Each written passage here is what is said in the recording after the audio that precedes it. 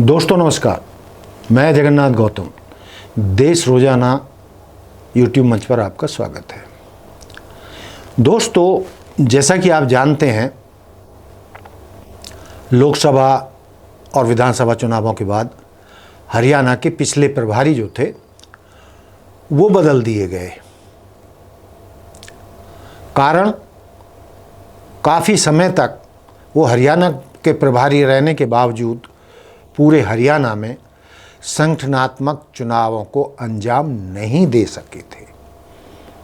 ना प्रदेश स्तर के चुनाव कंप्लीट हुए, ना जिला अध्यक्षों के चुनाव कंप्लीट हुए, ना ब्लॉक लेवल के चुनाव कंप्लीट हुए। यानी संगठनात्मक ढांचा जो पिछले लगभग 10 साल से ठप पड़ा है, वो पिछले हरियाणा के प्रभारी के कार्यकाल में वैसा का वैसा ही रहा। इसलिए विधानसभा लोकसभा चुनाव के बाद कांग्रेस हाईकमान ने अपने पुराने विश्वसनीय कांग्रेस के वरिष्ठ नेता बीके हरिप्रसाद को हरियाणा का नया प्रभारी बनाकर भेजा। उनके साथ सह प्रभारी भी लाए गए हैं, जितेंद्र बघेल जी।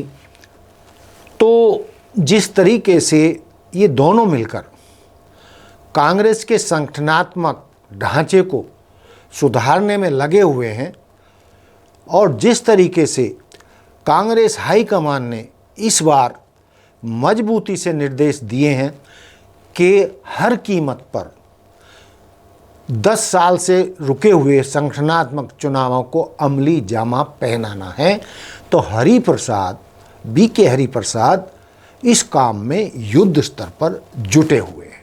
इसके लिए वो कई बैठकें कर चुके हैं। 5 मार्च को भी मीटिंग हुई है, 6 मार्च को भी मीटिंग हुई है, 12 मार्च को भी मीटिंग हुई है और 25 मार्च को भी मीटिंग हुई है। इन मीटिंगों में समय समय पर अलग अलग नेताओं को बुलाया गया है। 5 मार्च को जो मीटिंग हुई थी उसमें लोकसभा और विधानसभा चुनावों में पराजित उम्मीदवारों से मुलाकात कर फीडबैक लिया गया कि क्या कारण रहे कांग्रेस हरियाणा में सत्ता में आते आते रह गई और उसमें क्या सुधार किया जाना चाहिए कि कांग्रेस हरियाणा में इस बार और मजबूत होकर निकले, जिससे आने वाले किसी भी चुनाव में कांग्रेस हर कीमत पर जीत हासिल करने में कामयाब हो। इसी नीति के तहत पहले मैंने डेटें आपको बता दी। उनमें जो है सांसदों, बड़े नेताओं जैसे कि हुड्डा जी, प्रदेश अध्यक्ष चौधरी उदयमान जी, कुमारी शैलजा, सुरजेवाला जी, यानी जो भी बड़े कद के नेता हैं उनसे भी मीटिंग ली गई। जीते हुए सांसदों की भी बैठक ली गई और जीते हुए विधायकों की भी मीटिंग ली जा चुकी है। ये ही नहीं, जो पराजित हुए वो उम्मीदवार जो पराजित हुए 90 में से 37 जीते और जो पराजित रहे उनसे भी फीडबैक लिया जा रहा है कि तुम्हारी नज़र में क्या कारण थे कि आप जीत नहीं सके या कांग्रेस हरियाणा में बहुमत नहीं ला सकी। तो इन सब मीटिंग का सार लिया जा रहा है। 26 मार्च को भी जो हारे हुए उम्मीदवार हैं, जिनसे बीके हरिप्रसाद और उनके सह प्रभारी मीटिंग नहीं कर सके हैं, उनको 26 मार्च को भी उनसे फीडबैक लिया जाएगा कि वो किन कारणों से हारे, और जो हारे हुए उम्मीदवार हैं वो ये भी बता रहे हैं कि कांग्रेस के किन नेताओं ने उनकी पीठ में छुरा घोंपा या उनका साथ नहीं दिया। उन्होंने ना पार्टी का साथ दिया, ना उम्मीदवारों का साथ दिया, इसलिए भी कांग्रेस बहुमत के करीब पहुंचते पहुंचते रह गई। कहने का तात्पर्य ये है कि बी के हरिप्रसाद जी बहुत बारीकी से एक एक पॉइंट नोट कर रहे हैं और नीचे से लेके ऊपर तक, ऊपर से लेके नीचे तक सारा फीडबैक लिया जा रहा है कि कोई छूट ना जाए।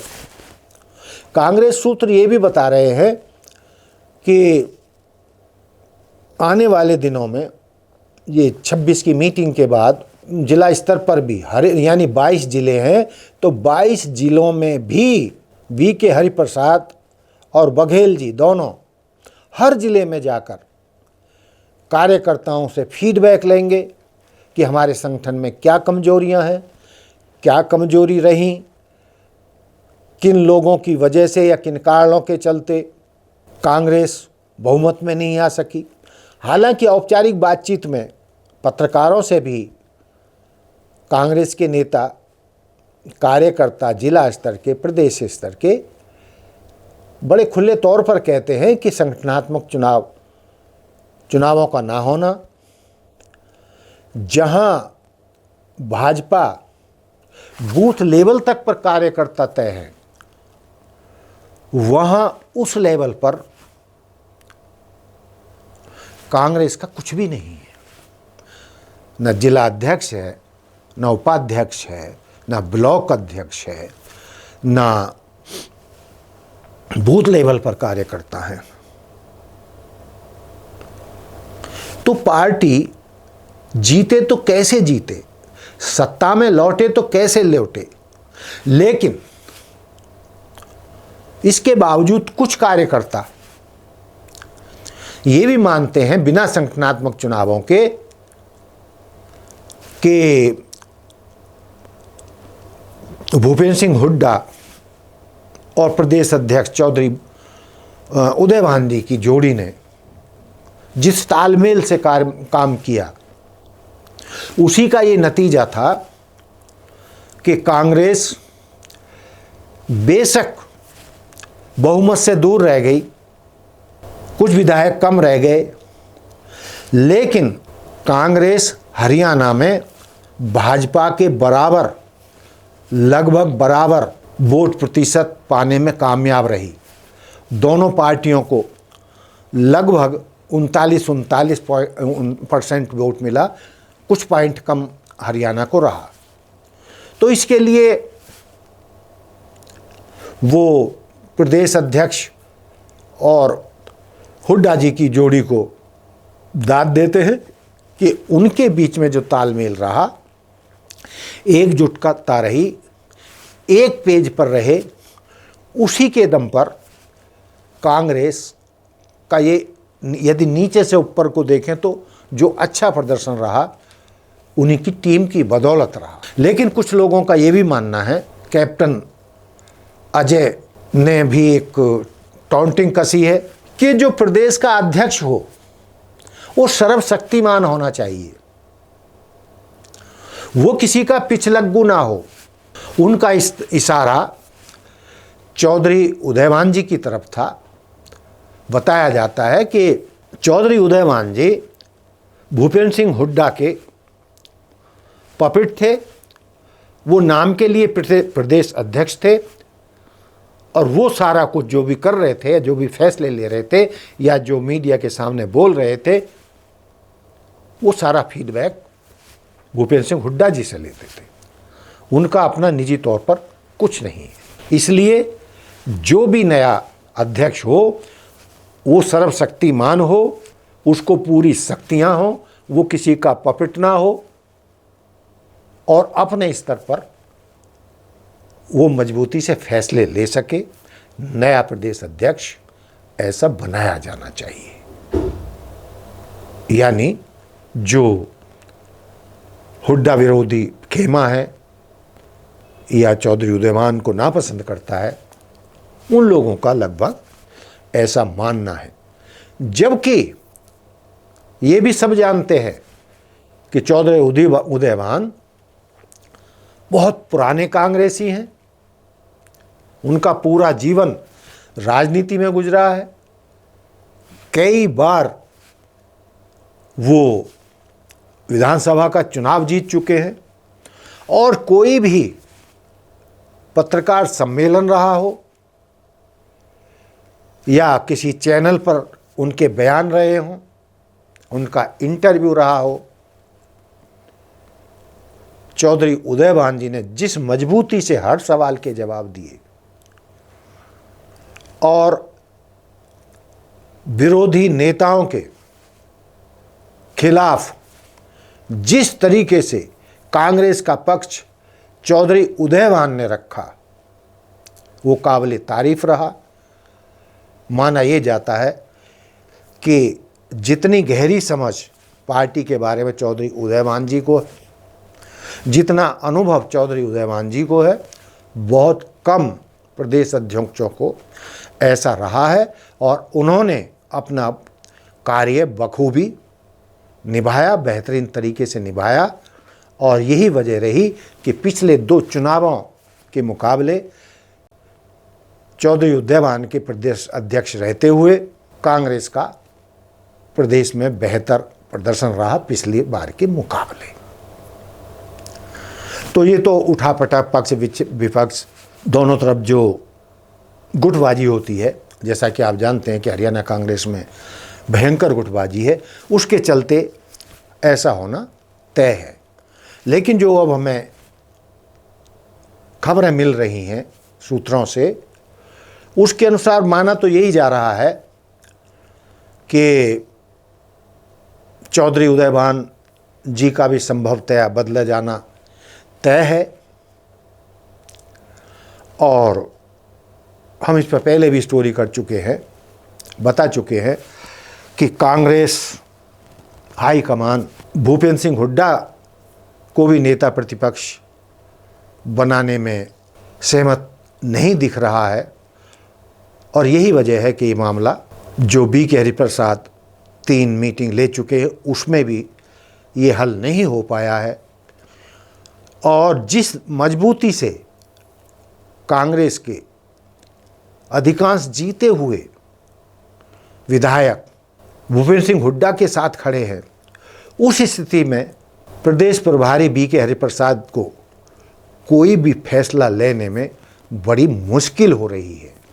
इसीलिए बी.के. हरिप्रसाद कदम कदम पर फूंक फूंक कर कदम रख रहे हैं, और वो एक एक कार्यकर्ता, जिला स्तर के कार्यकर्ता, प्रदेश स्तर के कार्यकर्ता, सारे विधायक, जीते हुए विधायक, हारे हुए उम्मीदवार, जीते हुए सांसद, हारे हुए सांसद, और प्रदेश के सभी कांग्रेस के बड़े लीडरों के साथ गहनता के साथ मीटिंग कर रहे हैं। अब बी.के. हरिप्रसाद की परेशानी क्या है कि इसमें 2 राय है नहीं कि भूपेंद्र सिंह हुड्डा कांग्रेस के मुख्य स्तंभ हैं, और 37 विधायकों में से 30-32 उनके साथ बताए जाते हैं। तो इन हालातों में उनकी उपेक्षा करना भी मुश्किल है, और कांग्रेस हाईकमान हुड्डा जी को बदलकर किसी नए नेता को नेता प्रतिपक्ष बनाना चाहता है। यानी नई टीम बनाना भी जरूरी है, और हुड्डा जी के मजबूत टीम से निपटना भी जरूरी है। तो इन हालात में ऐसा लगता नहीं है कि आसानी से ये मामला निपट जाएगा। अब फिर जो है विधानसभा का सत्र होने वाला है, शुरू होने वाला है, और लग फिर यही रहा है कि इस बार भी नेता प्रतिपक्ष के बिना ही कांग्रेस विधानसभा में जाएगी, सत्र में जाएगी, और नेता प्रतिपक्ष को तय करना बीके हरिप्रसाद के लिए भी हरियाणा में लोहे के चने चबाने जैसा हो गया है। अब उनके हाथ में यही बात रह जाती है कि वो सारा फीडबैक कांग्रेस हाईकमान को दिल्ली में देंगे और इसमें 2-3 महीने भी लग सकते हैं। हो सकता है कि पूरा का पूरा 2025 का साल भी हरियाणा में संगठनात्मक ढांचे को तैयार करने में लग जाए। लेकिन जो हालात दिख रहे हैं, जिन हालातों के चलते पिछले हरियाणा के प्रभारी दीपक बावरिया जी संगठनात्मक ढांचा तैयार नहीं खड़ा कर सके, वही हालात आज भी हैं। भूपेंद्र हुड्डा आज भी उतने ही मजबूत है, बल्कि पहले से भी ज़्यादा मजबूत हुए यदि चुनाव रिजल्ट देखें। लेकिन टीम नई बनानी भी है, मजबूत हुड्डा टीम से निपटना भी जरूरी है। इन हालातों में क्या रास्ता निकलेगा कहना आसान नहीं है। लेकिन अगले महीने 8-9 अप्रैल को अहमदाबाद में राष्ट्रीय स्तर की कार्यकारिणी का कांग्रेस जनों का सम्मेलन होने जा रहा है, जिसमें देश के सभी प्रमुख पदाधिकारियों नेताओं को आमंत्रित किया जाएगा, जिसमें 3000 से ज़्यादा डेलीगेट्स अहमदाबाद में इकट्ठे होंगे और माना जा रहा है कि वहाँ 8-9 अप्रैल की मीटिंग में जो फैसले होंगे उसके बाद ही हरियाणा में नेता प्रतिपक्ष और नए अध्यक्ष की घोषणा होना संभव हो पाएगा। और अनिर्णय की स्थिति हमेशा के लिए रह नहीं सकती। हालात बहुत जटिल हैं, लेकिन जिन मुद्दों को लेकर बीके हरिप्रसाद और जितेंद्र बघेल को हरियाणा में भेजा गया है, तो ये भी माना जा रहा है कि इस बार वो अपना काम निपटाकर ही दम लेंगे और हरियाणा में नया नेता प्रतिपक्ष और नया अध्यक्ष और पूरे नई प्रदेश कार्यकारिणी, जिला अध्यक्षों के चुनाव और ब्लॉक लेवल के चुनाव हर हालत में वो कराकर ही दम लेंगे, चाहे इसके लिए कांग्रेस को कितनी बड़ी कुर्बानी देनी पड़े। कांग्रेस में बदलाव तय है।